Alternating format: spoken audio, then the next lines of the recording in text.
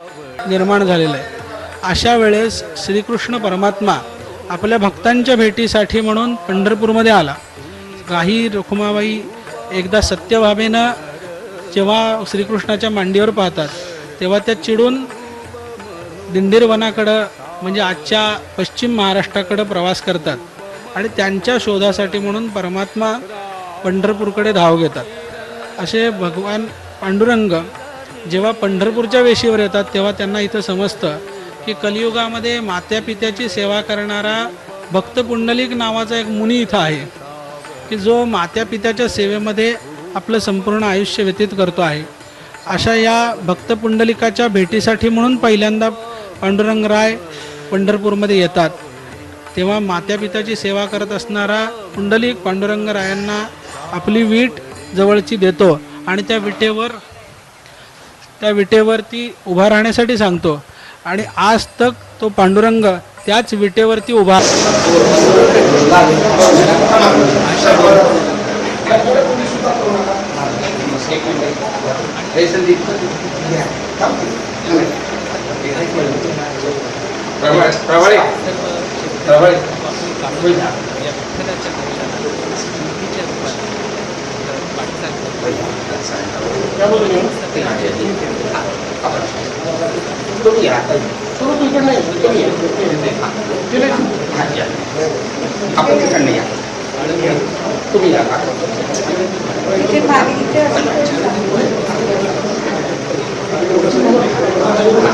हरि ओम.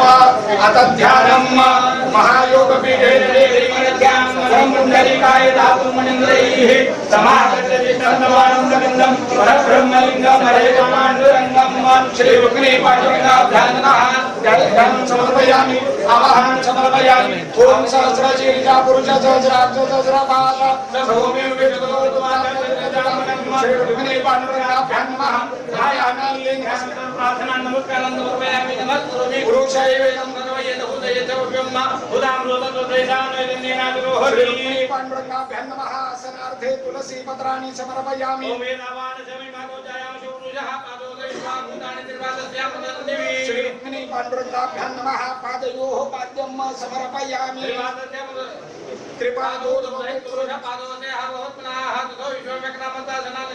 श्री रुक्मिणी पांडुरंगाभ्यां नमः. हस्तयोः अर्घ्यं समर्पयामि. तस्मात् विराजोति पुरुषः पश्चात् भूमिमधोग्रः.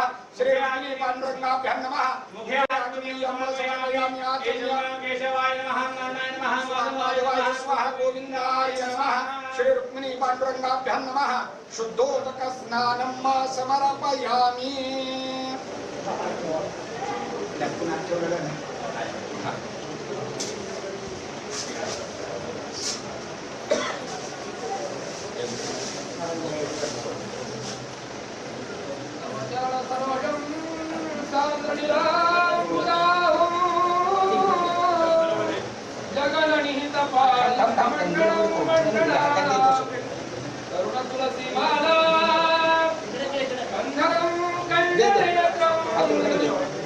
सदैव धवलहासं विठ्ठलं चिन्तयामि. महायोगपीठे देवी वरद्यां वरं पुण्डरीकाय दातुं मुनिन्द्रैः समादत्तकृष्णं जमानन्दकन्दं परब्रह्मलिङ्गं भजे पाण्डुरङ्गं. प्रमाणं भवाब्धे इदं मामकानां सम्पर्काभ्यां मृदुरेण तस्मात् विधातु वसन्ते द्रुगुणाभिभूषणं परब्रह्मलिङ्गं भजे पाण्डुरङ्गम्.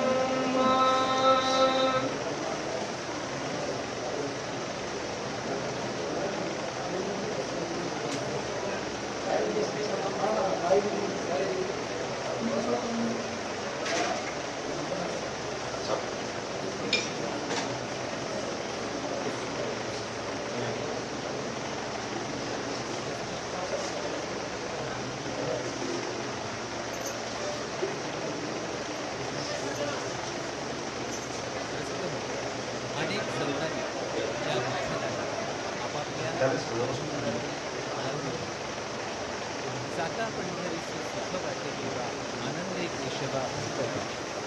संत सेना नदी यांचा अतिशय सुंदर असा हा या सुखाची उपमा नाही त्रिभुवनी पाहिली शोधून या अवघी तीर्थे, असं संत सेना नदी.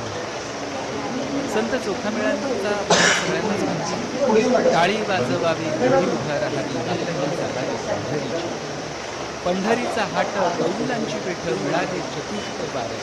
पताकांचे भार मिळाले अपार होतो जय जयकार घनाघरी. आणि खरोखरच हा जय जयकार होतो आहे. श्री विठ्ठलाला पाण्याला स्नान घातलं जात आहे, जलाभिषेक केला जात आहे. आज दूरदर्शनच्या सह्याद्री वाहिनीच्या थेट प्रसारणामुळे हा पंढरपूरचा विठ्ठल घराघरामध्ये पोहोचलेला आहे. आपल्या घरामध्ये बसून आपल्याला या सावळ्या परब्रह्माचं दर्शन होत आहे. माननीय मुख्यमंत्री फडणवीस साहेब आणि त्यांच्या सुविद्यपती आणि इतर सर्वांना यांच्या शुभ हस्ते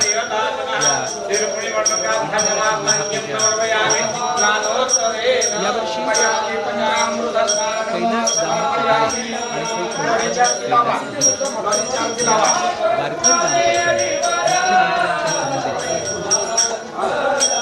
पूजा करण्यासाठी कैलास दामोदर हे दाम्पत्य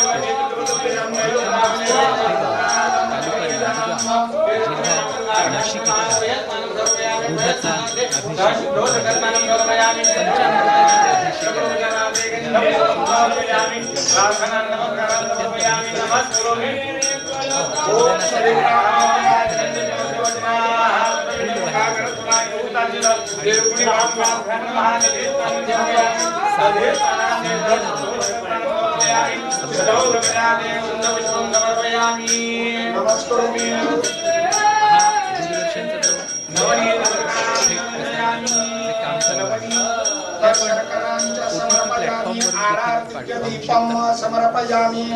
वेव्स ॲप आपण डाउनलोड करून घेतलं तर प्ले स्टोअर किंवा ॲप स्टोअरवरनं ते आपण घेऊ शकता. श्री विठ्ठलाला नैवेद्य दाखवला जातो. आता जे विठ्ठलाला होत आहे ती लोण्याची आरती आहे. लोणी हे गोकुळापासून प्रिय असते. लोण्याची आरती ही कुठल्याही पूजेच्या लावलं जातं.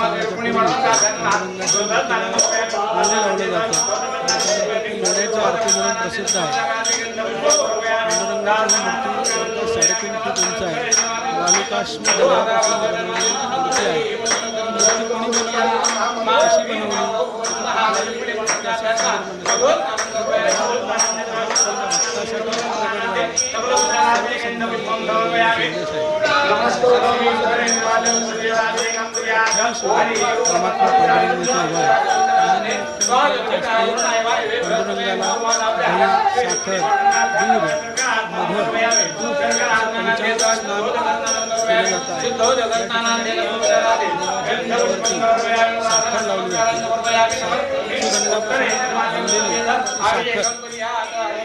देवाच्या अंगावर लावून संपूर्ण अंगाला साखरेचं मार्जन करून त्याच्यातून परत एकदा दुधाचा अभिषेक देवाच्या अंगावर केला जातो. आता याचं नाव पांडुरंग आहे.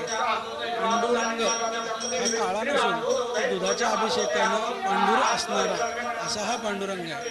आपण देवाचं दूध घालण्याच्या वेळेसचं रूप आणि दूध घातल्यानंतरचं रूप हे पाहत आहात. ते अतिशय मनमोहक सुंदर आहे आणि ते खऱ्या अर्थानं पांडुरंगाचं रूप आहे. अगदी खरं आहे चैतन्य, तू म्हणतोस ते. कपाळावरती गोपी चंदनाचा टिळा, खांद्यावरती भगवी पताका, मनामध्ये शुद्ध सात्विक भाव आणि पंढरपूरला निघालेली ही वैष्णवांची मांदियाळी. खरं तर अत्यंत एका शिस्तीमध्ये ही पंढरीची वारी असते. शिस्त शिकण्यासाठी देखील पंढरीची वारी करावी असं म्हटलं आहे. आपल्या सर्वांना माहिती आहेच की पहिली दिंडी ही पंढरपूरहून आळंदीला आली आहे. पण आज वारीचं जे पालखी सोहळा म्हणून जे नेटकं रूप आपल्याला दिसतं ते हरिभक्तीपरायण हैबत बाबा आरफळकर यांच्यामुळेच दिसतं. हैबत बाबांची एक सुंदर कथा देखील सांगितली जाते बरं का. ग्वाल्हेरच्या शिंदे सरकारांच्या पदरी सरदार असलेले हैबत बाबा हे ग्वाल्हेरहून निघाले, पण सातपुड्याच्या पर्वत श्रेणीमध्ये भिल्लाने त्यांची सगळी संपत्ती लुटली आणि त्यांना गुहेमध्ये कोंडून ठेवलं. गुहेच्या दारावर मोठी शिळा लावली. हैबत बाबांच्या हातामध्ये परमेश्वराच्या चिंतनाशिवाय काहीच उरलं नव्हतं. माऊलींचा हरिपाठ हैबत बाबांना मुखोद्गत होता. हैबत बाबांनी अखंडपणे हरिपाठ म्हणायला सुरुवात केली आणि योगायोग असा की गुहेत कोंडल्यावर 21व्या दिवशी भिल्ल नायकाची बायको हिला पुत्ररत्न झालं आणि त्या आनंदाप्रित्यर्थ हैबत बाबांना मुक्त करण्यासाठी त्या भिल्लानं गुहेची शिळा बाजूला केली. हैबत बाबा अन्न पाण्यापासून बेशुद्ध पडले, पण ओठातून हरिपाठाचे अभंग स्पष्टपणे बाहेर पडत होते. त्या भिल्ल्यानं त्यांचं मोठेपण ओळखलं, त्यांची शुश्रूषा केली आणि त्यांची संपत्ती परत देऊन हैबत बाबांना पुन्हा परत पाठवलं. त्यावेळेला त्यांना असं वाटलं की आपला पुनर्जन्मच झालाय आणि अखेरपर्यंत ज्ञानेश्वर महाराजांची सेवा करत ते आळंदीतच राहिले. आता पांडुरंगाची पूजा चालू आहे. मुख्यमंत्र्यांच्या हस्ते चंदनाचा टिळा लावला जातोय विठ्ठलाला. चंदन याच्या अंगी शीतलतेचा गुण आहे. चंदनाचा गंध सगळीकडे दरवळत असतो. चंदनानं मन प्रफुल्लित होतं. शीतलता हा चंदनाचा गुण आहे.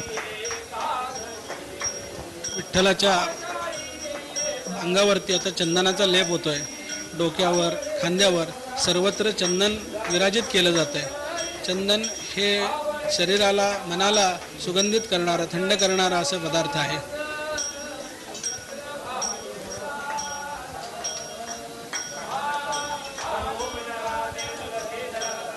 रसिक हो, हा दूरदर्शन सोहळ्याचं जे थेट प्रसारण आपण पाहताय त्यासाठी वेव्ज नावाचं ॲप देखील आपण वापरू शकता. प्ले स्टोअरवर आणि ॲप स्टोअरवरती हे ॲप आपल्याला उपलब्ध आहे. माननीय मुख्यमंत्र्यांच्या समवेत ज्या वारकरी दाम्पत्याला याचा पूजेचा मान मिळालेला आहे ते दाम्पत्य कैलास दामू उगले आणि सौभाग्यवती कल्पना कैलास उगले या सर्वांच्या हस्ते ही पूजा होत आहे. आपल्याला माहिती आहे की वारकरी संप्रदायामध्ये टाळ आणि टाळी याला खूप महत्त्व आहे. टाळ आणि टाळीमध्ये ब्रह्मानंद उभा राहतो असं म्हणतात. आता जलाने स्नान घातलं जात आहे. गंधोदक स्नान याला आपण म्हणतो. पंचामृतानंतर गंधद्वारा दुराधर्षा नित्यपुष्टांग ऋषिणीम असा त्या गंधोदकाचा मंत्र आहे आणि यानंतर एक एक उपचार विठ्ठलाला केले जात आहे. विठ्ठलाला सगळे राजोपचार केले जातात. खरं तर हे सर्व राजोपचार नित्यपूजेमध्ये असतात, पण सध्या देवाचे सगळे नित्य उपचार बंद आहेत आणि त्यामुळं देव सध्या झोपायला जात नाही. देव सध्या संध्याकाळची शयनारती करत नाही. देव संध्याकाळी दुपारतीलाच असतात. त्यामुळं थोडक्यात देव फक्त आता भक्तांसाठी उपलब्ध आहेत, म्हणून त्यांचे जे नित्योपचार असतात ते आत्ता सध्या केले जातात. आणि या नित्योपचारामध्ये आजच्या या महापूजेच्या प्रसंगी देवाच्या अंगावरती आत्ता चंदन लावून त्यांचं गंधोदक स्नान करण्यात येत आहे. लोण्याची आरती आत्ताच झालेली आहे. तर देवाच्या मुखाला सर्वत्र अंगाला पूर्णपणे पुसून देवाची जी चिन्ह आहेत, राजचिन्ह आहेत, ती दाखवण्यात येतील. पुजारी ती सर्व राजचिन्ह आता दाखवण्यात येतील. महायोग पीठे तटे भीमरथ्यां वरम पुंडरीकाय दातून मुनींद्रैः समागत्य तिष्ठन्तमानंद कंदम परब्रह्मलिंगम भजे पांडुरंगम.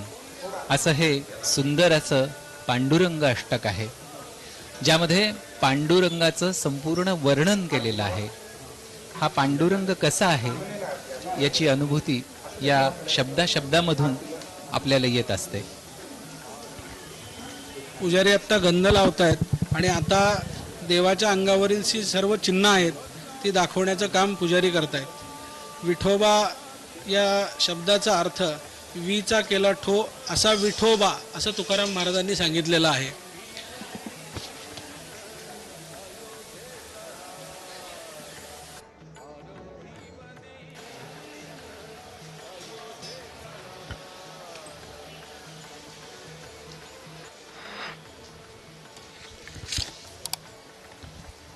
गोविंद गोविंद मना लागली या छंद, मन गोविंद ते काया भेद नाही देवातया आनंदले मन प्रेमे पाझरती लोचन. खरोखर हे सावळ परब्रह्म विठ्ठलाचं रूप पाहिल्यानंतर खरोखरच अशीच अनुभूती आपल्या सगळ्यांना येते. पंढरीच्या वारी आहे माझे घरी आणिक न करी तीर्थवर्त असं संत तुकाराम महाराजांनी म्हटलेलं आहे. व्रत एकादशी करीन उपवासी गायीन अहर्निशी मुखी नाम नाम विठोबाचे घेईन मी वाचे बीज कल्पांतिती तुका म्हणे असं त्यांनी म्हटलेलं आहे. विठ्ठलाच्या या चिन्हाबद्दल, अंगावरील चिन्हाबद्दल आता पुजारी सांगत आहेत. विठ्ठलाच्या खाली जी भक्त पुंडलिकाने फेकलेली वीट आहे ती वीट आहे. त्या विटेवर उलट कमलचिन्ह आहे. विठ्ठलाचे दोन्ही पाऊलं ही समचरण आहेत. त्या चरणावरती मुक्तकेशी नावाची दासी होती. तिचं गर्वहरण करण्यासाठी म्हणून तिथं मुक्तकेशी तीर्थ आहे. देवाने गोकुळात वापरलेली काठी आहे. कमरेला करदोडा आहे. देवाच्या डाव्या हातात शंख आहे. उजव्या हातात कमळ आहे. डाव्या बाजूला ब्रह्मदेवाचं नाभी कमस्थान आहे. डाव्या बाजूला रुक्मिणीला बसायला दिलेली वामांगी रुक्माईची जागा आहे. भृगु लांछन आहे. गळ्यामध्ये कौस्तुभमणी आहे. कानामध्ये मकराकार कुंडल आहेत आणि डोक्यावरती शिवाकार टोपी आहे. हरिहरा नाही भेद एका वेलांटीचा फरक. शिव आणि हरी याच्यामध्ये कुठलाही फरक नाही. हरी आणि हर हा एकच आहे. असे ही हरिहराची स्वयंभू मूर्ती म्हणजे साक्षात पांडुरंगाची मूर्ती आहे. अगदीच खरोखर आहे. आणि त्यामुळेच होय होय वार करी पाहे पाहे रे पंढरी काय करावे साधने फळ अवघेची येणे अभिमान नुरे कोड अवघेची पुरे तुका म्हणे डोळा विठो बैसला सावळा.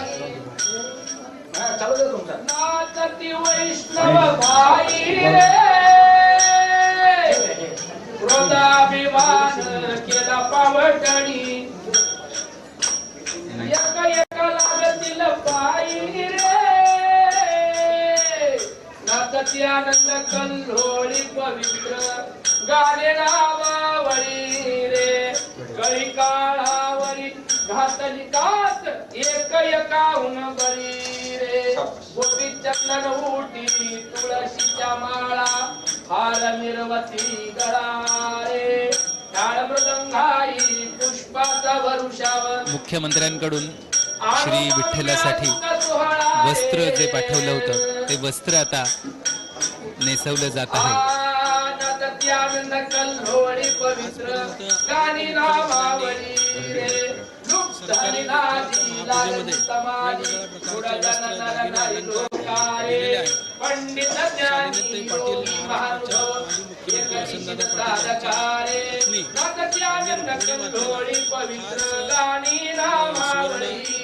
मंगळसूत्र अर्पण केलं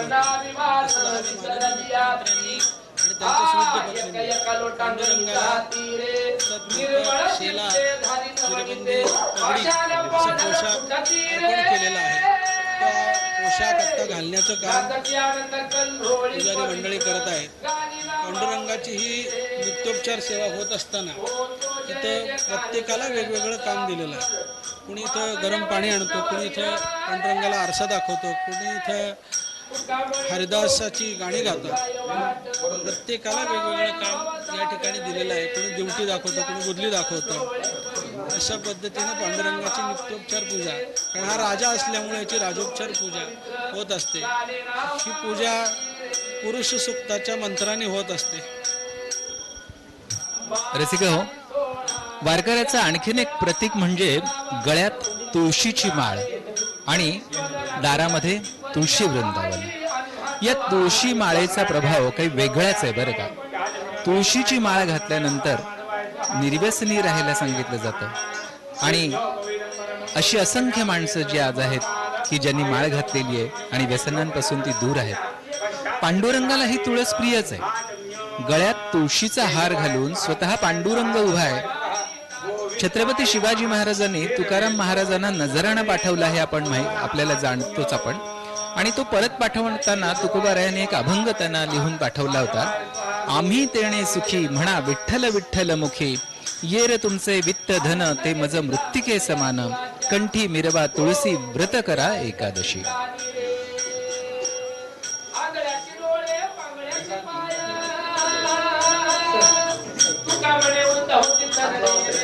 जातच जाऊ जातच पंढरी जाऊ रे खेड्या विठ्ठल रखुमाई पाहू रे जातच पंढरी जाऊ रे खेड्या विठ्ठल रखुमाई पाहू रे जय गोपाल रखुमाई जय गोपाल बोला जय गोपाल रखुमाई हरी वासुदेव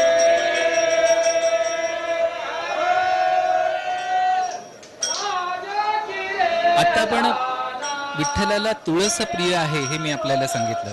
ज्याप्रमाणे विठ्ठलाला तुळस प्रिय आहे त्याचप्रमाणे विठ्ठलाला गोपीचंदनही प्रिय आहे. वारकरी वैष्णव कपाळावरती गोपीचंदनाचा टिळा लावतात. गोपीचंदनाचं उभं गंध लावलं जातं.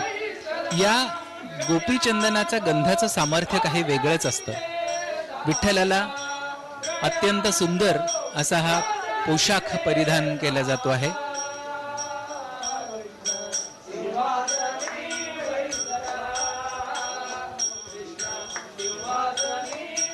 माननीय मुख्यमंत्र्यांनी आणलेला अतिशय सुंदर पोशाख भरभरी वस्त्र पांडुरंगाला पुजारी अत्यंत प्रेमाने नेसवत आहेत आणि हा सर्व भाव माननीय मुख्यमंत्र्यांच्या आणि त्यांच्या परिवाराच्या चेहऱ्यावरती दिसून येत आहे.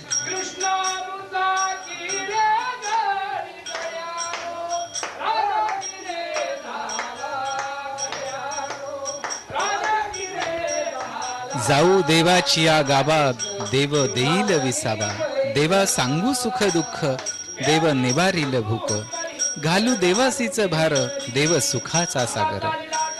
एकाहून एक असे नितांत सुंदर अभंग संतांनी आपल्यासाठी लिहून ठेवलेले आहेत. प्रत्येक अभंगाचं सौंदर्य वेगळं, प्रत्येक अभंगातून मिळणारा संदेश वेगळा.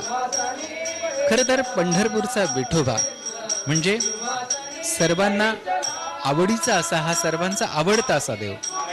आपली दुःख दुसऱ्याजवळ सांगण्यापेक्षा किंवा दुसऱ्याकडे उगाळीत बसण्यापेक्षा विठ्ठलाच्या रूपामध्ये जी विश्वशक्ती आहे तिच्याजवळ आपलं दुःख सांगावं आणि आपण सुखरूप व्हावं, दुःख विसरून हसर व्हावं.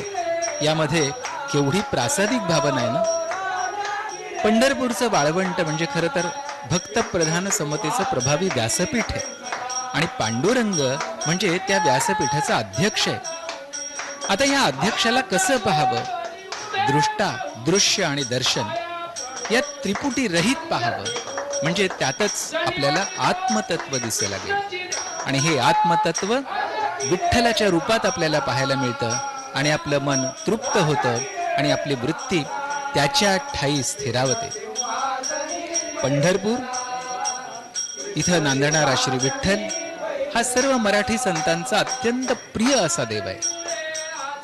पंढरपूर हे एक महान तीर्थ क्षेत्र आहे. इथला पुंडलिक हा महान भक्त आहे. भगवान पांडुरंग म्हणजे द्वारकाधीश कृष्णच, तोच पंढरपुरामध्ये विटेवर उभा आहे. भगवंताचं एवढं नाविन्यपूर्ण रूप अन्य कुठंही आपल्याला पाहायला मिळत नाही. हा पांडुरंग कोण आहे?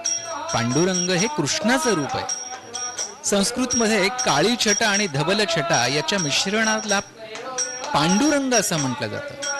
पंढरीच्या विठ्ठलाचं हेच रूप असल्यानं त्याला पांडुरंग हे नाव पडलं. श्रीकृष्ण हा मूळचा काळा, तो सारा दिवस काम करून जेव्हा गायीच्या थव्यासंगे परत घरी येत असे तेव्हा गायीच्या पावलांनी उडत असलेली धूळ त्याच्या मुखावर आणि अंगावर साचायची आणि त्यावेळेचं त्याचं धूळ मिश्रित काळं सावळं रूप म्हणजेच पांडुरंग स्वरूप असं म्हटलं जातं. भगवान श्रीकृष्ण हा कर्मयोगी आहे. गायी चारता चारता कर्मयोग आचरावा, अंगावर उडालेल्या धुळीनं काळ्या कृष्णाला धवलता लाभली असंही म्हटलं जातं. विटेवरी नीट केळी कर्दळीचा गाभा पांडुरंगाचं रूप सावळ दिसे शोभा. पांडुरंग हा निळ्या मेघासारखा आहे म्हणूनच पांडुरंग अष्टकामध्ये त्याला नील मेघाव भासम असं म्हटलं जातं. नील सावळा रंग हे भव्यतेचं आणि व्यापकतेचं दर्शन आहे. पांडुरंगाकडे पाहिल्यानंतर आपल्याला जगाचा रंग देखील फिका वाटतो. पांडू म्हणजे स्वच्छ, म्हणून पांडुरंग म्हणजे स्वच्छ रंग असलेला पांडुरंग असंही म्हटलेलं आहे. पांडुरंगाचं स्वरूप मेघ सुंदर आहे. सुंदर ते ध्यान उभे विटेवरी करकटेवरी ठेवून या. पोशाख परिधान करण्याचं काम सध्या सुरू आहे. आपण दूरदर्शनच्या सह्याद्री वाहिनीवरून शासकीय महापूजेचं थेट प्रसारण पाहत आहात. आज आषाढीच्या दिवशी आपल्या घराघरामध्ये विठ्ठलाचं जे दर्शन आपल्याला होतंय ते त्यामुळंच ज्ञानदेवी निळा परब्रह्मी गोविला कृष्णमूर्ती सावळा हृदयी बसे असं याला म्हटलं जातं. देवाचा पोशाख झाल्यानंतर आता देवाच्या अंगाला तैलमार्दन केलं जात आहे. यानंतर देवाला गंध लावण्यात येतं. हे सुगंधी तेल असतं. जसं आपण अत्तर लावतो, सेंट लावतो, त्याच पद्धतीने देवाच्या सर्व अंगाला सुगंधी तेल लावून पुजारी देवाला नटवण्याचं काम करत आहे. समचरण सरोजम साम्रनीलां ददाधम जगननिहितपाणिं मंडलं मंडलानां तरुण तुलसीमालां कंदनं कंजनेत्रं सदय धवलहासं विठ्ठलं चिंतयामि. विठ्ठलाचं सदा धवल हास्य या तेल लावल्यानंतर अधिक खुलून दिसतं. हे आपल्याला या ठिकाणी पाहायला मिळतं आहे. यानंतर विठ्ठलाच्या कपाळावरती चंदनाचा टिळा लावण्यात येईल आणि त्या चंदनाच्या टिळ्यावरती पांडुरंगाला बुक्का लावण्यात येईल. बुक्का हा वारकरी संप्रदायामध्ये सर्वात महत्त्वाचं स्थान म्हणून मान्यता आहे. कपाळी केशरी गंध विठू तुझा मला छंद कपाळी केशरी गंध असं संतांनी अभंगामध्ये वर्णन केलं. सुंदर ते ध्यान उभे विटेवरी करकटावरी ठेवून या. हा विठ्ठल विटेवरती उभा आहे. चंदनाचा टिळा या विठ्ठलाला लावला जातोय. कटावर हात आहेत, कानात मकर कुंडल आहेत, गळ्यात कौस्तुभ मण्यांचा हार आहे, दंडावर मनगटावरती बाजूबंद आणि मणिबंध आहेत, कमरेला तिहेरी मेखला आहे. समचरण विटेवर ठेवून ते सुंदर ध्यान भक्ती सुखाची शोभा वाढवत आहे. विठ्ठलाचं हे वर्णन खरोखरच अत्यंत अवर्णनीय असं आहे. भवसागर तरता कारे करीतसा चिंता पैल उभा दाता कटीकर ठेवून या. भवसागर तरुण जाण्याची चिंता का करता? पलीकडे कटेवर हात ठेवून तो उभा आहे ना. भगवंतानं आपल्याला बुडवण्यासाठी हा भवसागर उभा केलेला नाहीये, तर आपल्याला खेळण्यासाठी संसाराची निर्मिती केलेली आहे असं संतांनी म्हटलेलं आहे. पंढरीचा पांडुरंग याला ज्ञानमूर्ती देखील म्हटलं जातं. तो ज्ञानरूप आहे, तत्वरूप आहे आणि भावरूपही आहे. पांडुरंगाची ही मूर्ती ज्ञानरूपाप्रमाणे ध्यानमूर्ती म्हणून प्रसिद्ध आहे. त्याच्या चेहऱ्यावरचं स्मित हास्य, मंद हास्य, त्याचे डोळे हे ध्यानासाठी उपयुक्त असणारे आहेत म्हणून ध्यानमूर्ती म्हणून ही मूर्ती प्रसिद्ध आहे.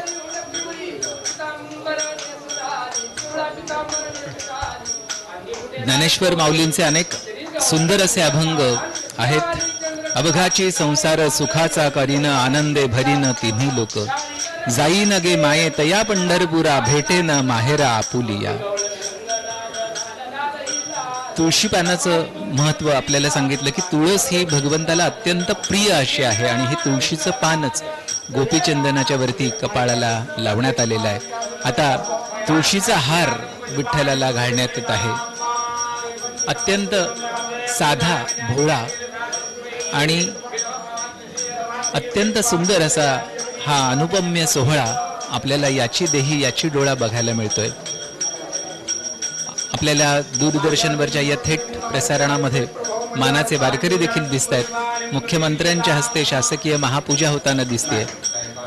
पुष्पहार घातला जातोय. कंठी तुळशी माळ व्रतकरा एकादशी. आता देवाला त्याचं रूप पाहण्यासाठी म्हणून आरसा दाखवण्याचं काम सुरू आहे. देव स्वतःचं रूप पाहत आहे. या आरशामध्ये देव स्वतःचं रूप पाहत आहे. आता देवाला धूप दीप दाखवला जात आहे.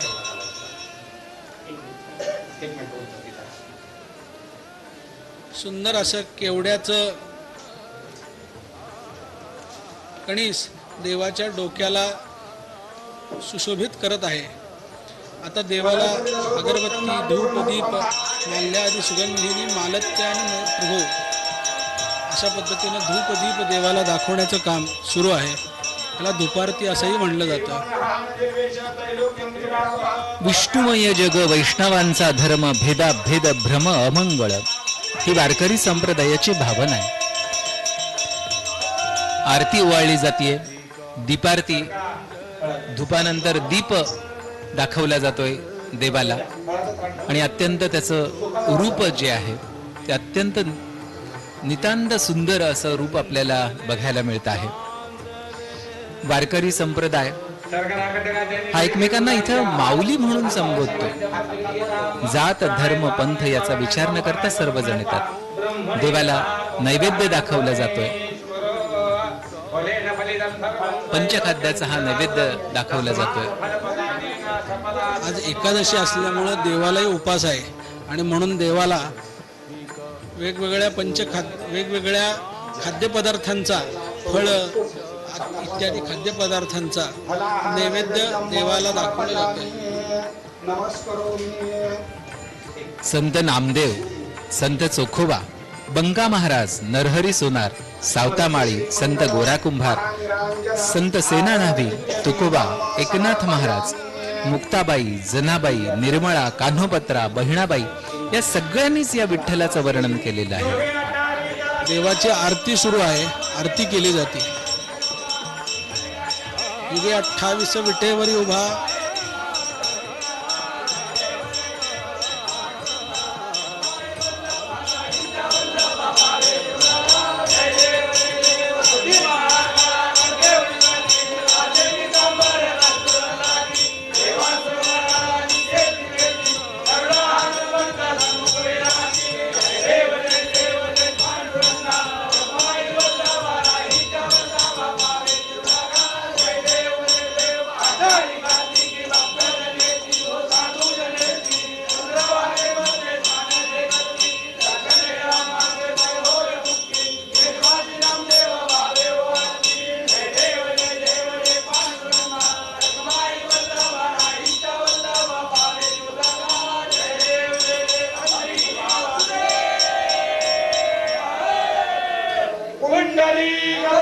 विठ्ठलाची आरती झालेली आहे. कुंडलिक वरदा हरी विठ्ठल श्री ज्ञानदेव तुकाराम असा जयघोष गाभाऱ्यामध्ये सुरू आहे.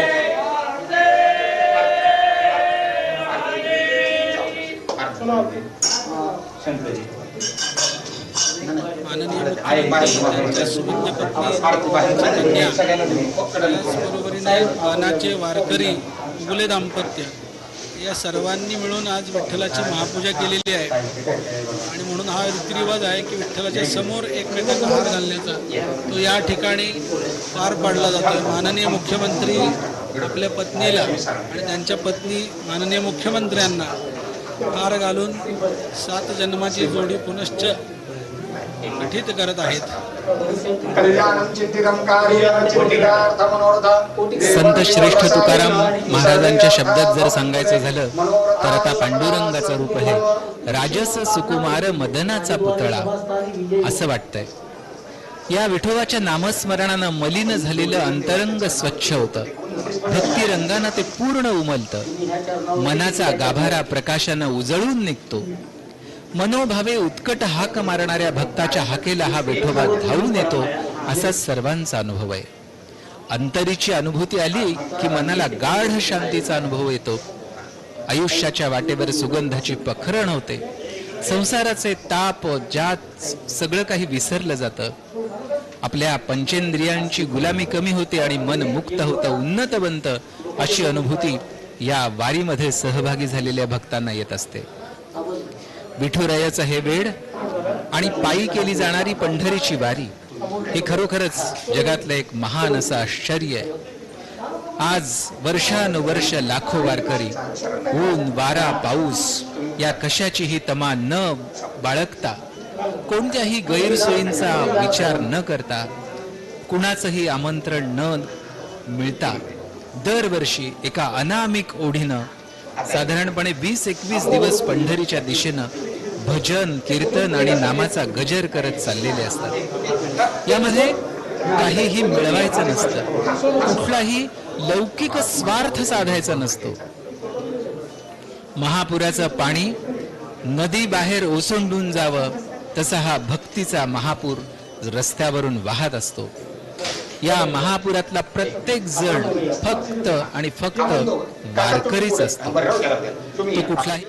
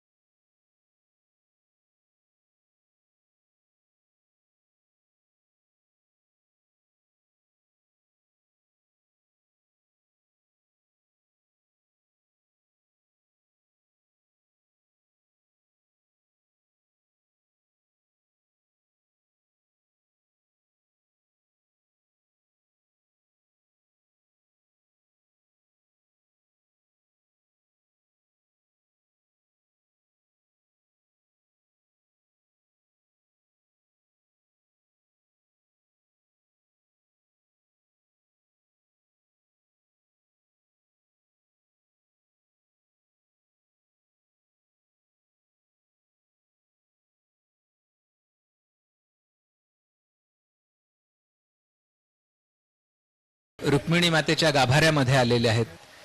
थोड्याच वेळामध्ये रुक्मिणी मातेच्या पूजेला प्रारंभ होणार आहे. खरं तर सगळीकडं रुक्मिणी माता ही पांडुरंगाच्या डाव्या बाजूला उभी असते, पण पांडुरंगाच्या मूळ मूर्तीमध्येच वामांगी रुखमाई अशी असल्यामुळं इथं वेगळी मूर्ती का असा अनेकांना प्रश्न पडतो. खरं तर पांडुरंगराय इथं रुक्मिणी मातेच्या शोधासाठी आलेले होते. मूळ रुक्मिणी आजही दिंडीर वनामध्ये आहे आणि इथं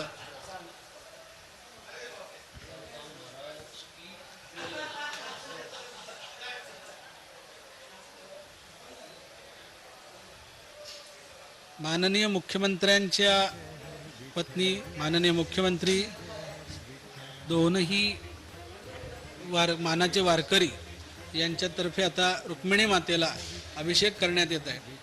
जशी पांडुरंगाची नित्योपचार राजेशाही पूजा केली जाते तशीच रुक्मिणीची पूजा ही राजोपचारी नित्यशाही पूजेच्या माध्यमातून केली जाते. रुक्मिणीची मूर्ती जवळपास 3 ते 3.5 फूट उंचीची आहे आणि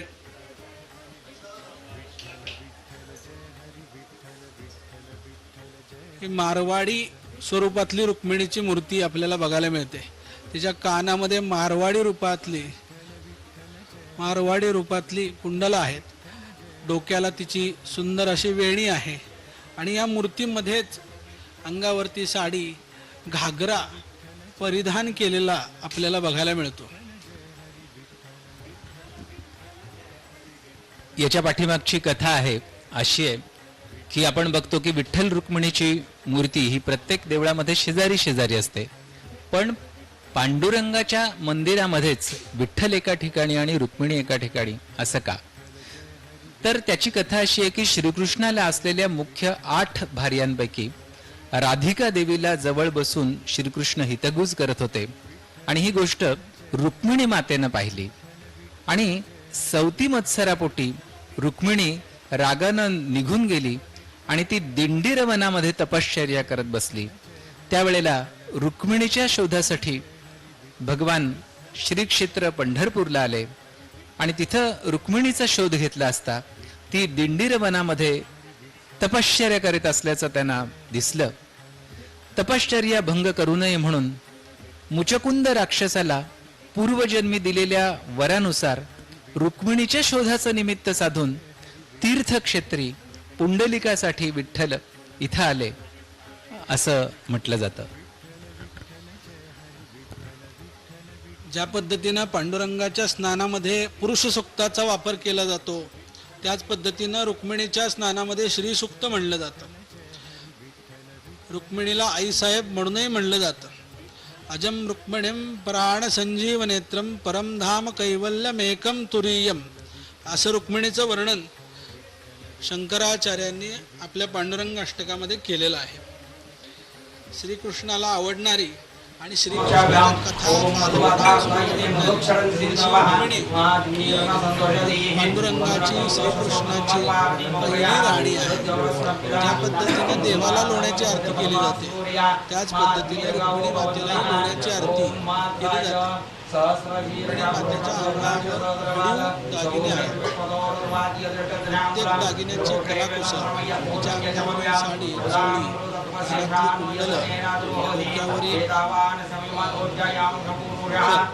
सर्व अत्यंत विलोभनीय पद्धतीनं रेखाटलेले आहेत.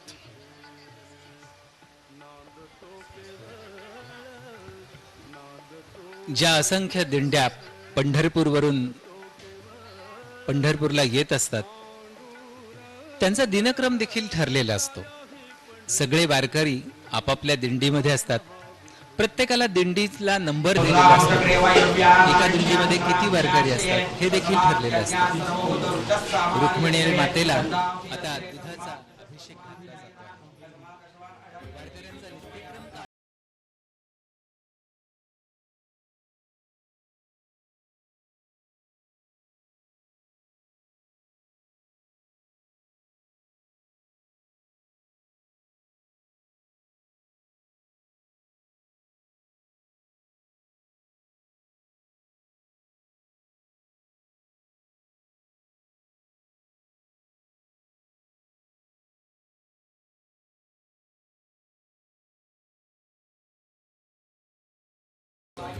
जेवणासाठी दुसरा टप्पा असतो.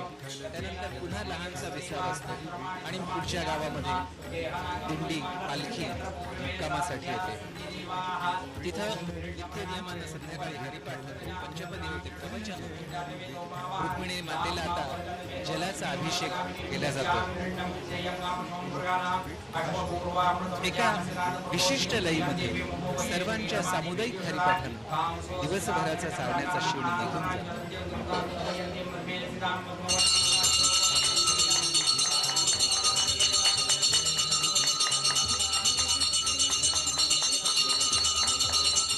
ब्रह्मतोचहि मोक्षतोचहि केवला ध्येयतोचहि ध्येयतोचहि श्रेयतोचहि मंगला योगिन्यादि भक्तकर्मविच्छिन्नविदलानि वन्दितोमि द्वैतानि निर्वाण श्री रुक्मिणी योगी ज्ञानी भक्त करणाऱ्या संचारी कर्माच्या भक्तांना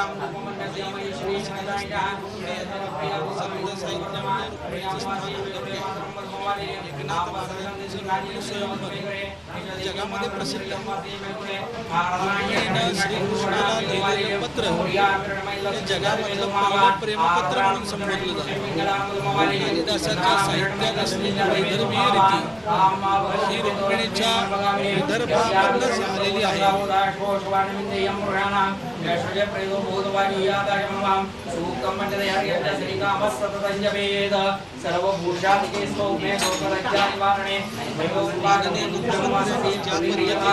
पांडुरंगाला पोशाख दिलेला आहे, त्याच पद्धतीनं माननीय मुख्यमंत्र्यांच्या सौद्य पत्नी पैठणीचा पोशाख दिलेला आहे. त्या पैठणीचा पोशाख या मानाच्या वारकऱ्या दोघी जणी आता रुक्मिणी मातेला हळदी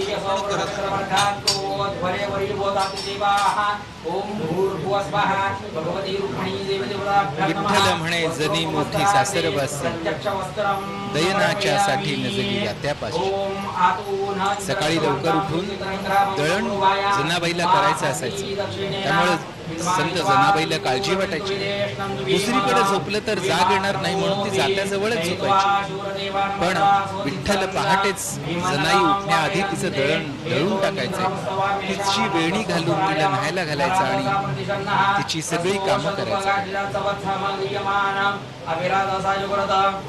नानो भरदक्षिणेनाभिसव्येन प्रमरोषा इंद्रमानो वसोन्निर्भाग उपक्रमस्वाभरतृष्टा दृष्टो जनानाम् अदाशूष्करस्य वेदाः इन्द्रियौनदे अस्ति वाजो विप्रेभ्यस्तनित्वः अस्माभिस्तोंसो नहे सद्यो निवस्ते वाजा अस्मभ्यां विश्वश्चन्द्राः वसैषु मक्षूजवृन्दे येमददात्रवसम्रूढच्युतन्दिवो दासम्बद्रेष्वयदाशुषे दाशशिमन्लमाचकादा वसम्मणिन्दाते दात्राणीतविशास सरस्वती इयं सुष्मे बिर्विसका इवार्जत्सानुगिरिणान्तविषयभिरुर्विभिः पारावतग्निमवसे सुरुक्तिभिः सरस्वती माभिवासेमधितिभिः सरस्वती देवनिदो निवर्णय प्रयां विश्वस्य पृथयस्य महिनाः उदंशितेभ्यो वनीरविन्दो विषमेभ्यो अस्रवो वाजिनीवदि प्रणो देवी सरस्वती वाजेभिर्वाजिनीवदि धीनाम वित्रियवदो यस्वा देवी सरस्वती उपभ्रुते दमेहिते इन्द्रन्नरुतरतूर्ये देवी सरस्वती वाजे सुवाजिने सदा पुष्पवनस्यं उदस्यान सरस्वती घोरा हिरण्यवर्णिनी रुद्रग्नि वर्षयोज्यते यस्यां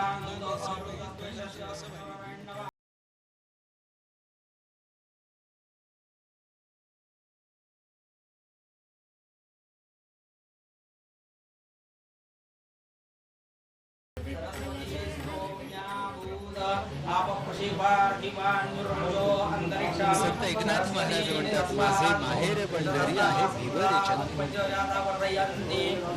इथं विठ्ठलाला बाप, रुक्मिणीला माता, चंद्रभागेला बहीण आणि पुंडलिकाला भाऊ असं उत्तरासो यतरा पितरो भवन्ति मानो मध्यानि ऋषदायुर्गन्धोः अधीतिरसेवरतीतिरन्तरिक्षमधीतिरमाता सपिता सपुत्रः विश्वे देव अधीतिर्पञ्चजना अधीतिर्जातमधीतिर्जनित्वा स्वस्ति नो मिमीदामश्विना भगस्वस्ति देव्यधीतिरनर्मणाः स्वस्ति पूषा असुरो ददातु अत्यंत सुंदर नऊवारी साडी रुक्मिणी मातेला माननीय मुख्यमंत्र्यांनी आणि त्यांच्या पत्नीनं अर्पण केलेली आहे.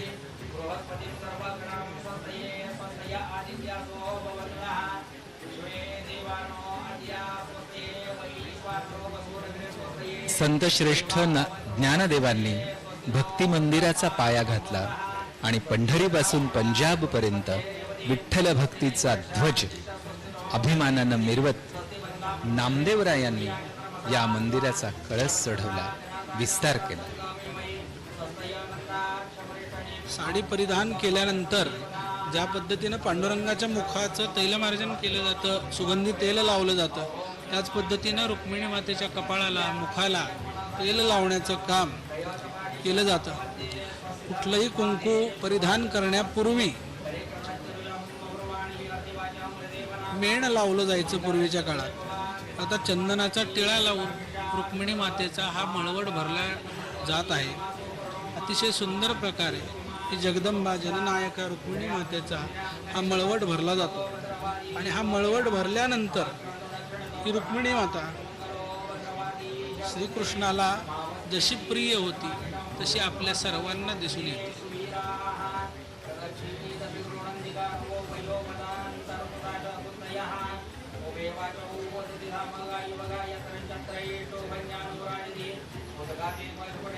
अनेक संतांनी या विठ्ठलाचं अत्यंत सुंदर असं वर्णन केलेलं आहे. रुक्मिणी मातेला चंदनाचा लेप लावून मळवट भरण्याचं काम सध्या सुरू आहे. पंढरपुरा मंदी देवाची कंची आळी, विठ्ठल देव बोलदारी बुक्क्याची रांगोळी. बुक्क्याची रांगोळीच्या घरात ती विठ्ठलाची आळी असं म्हटलं जातं. ज्ञानोबा तुकोबारायांची पालखी वाखरीला येते, तिथं मोठं रिंगण होतं. हे रिंगण म्हणजे संत आणि विठ्ठल यांच्यातील प्रेम भावाच्या व्यापक परिघाचं दर्शन आहे. अत्यंत सुंदर असा मळवट रुक्मिणी मातेला भरवला जातोय. ज्ञानोबाराय, तुकोबाराय हे ज्ञानाचे कंदील आहेत असंही एका लोकगीतामध्ये आहे. वाखरीच्या हिरीवरी जोड कंदील झळकती, ज्ञानोबा तुकोबा साधू रिंगण खेळती. ज्या पद्धतीनं पांडुरंगाला सर्व भक्त आहेत त्याच पद्धतीनं रुक्मिणी मातेचेही काही भक्त आहेत. त्याच्यामध्ये परिसा भागवत हे नाव अग्रभागी येतं. त्यांनी रुक्मिणी मातेचं अनेक प्रकाराने वर्णन केलेलं आहे.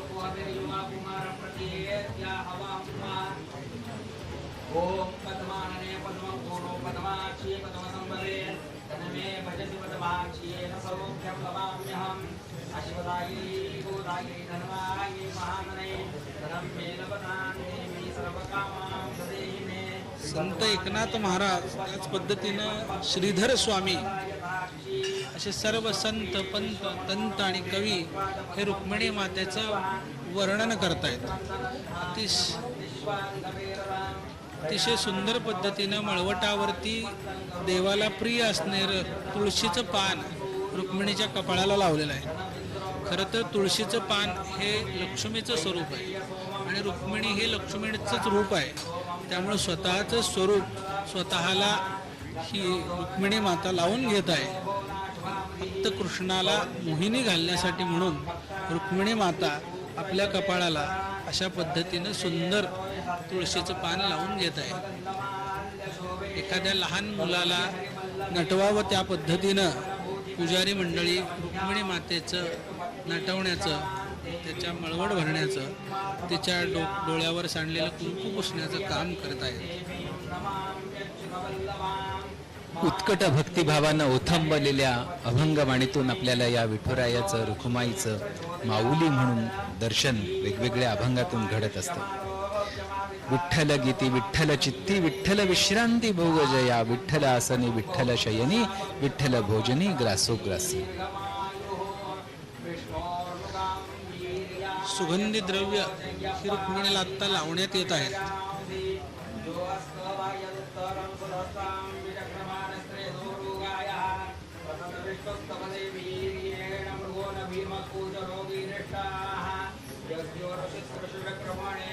नामदेव महाराजांनी डोकं ठेवलं, ते पाय आपल्याला पाहायला मिळाले, ते पाय आपल्याला दर्शनासाठी मिळाले, हे आपलं अहोभाग्य आहे.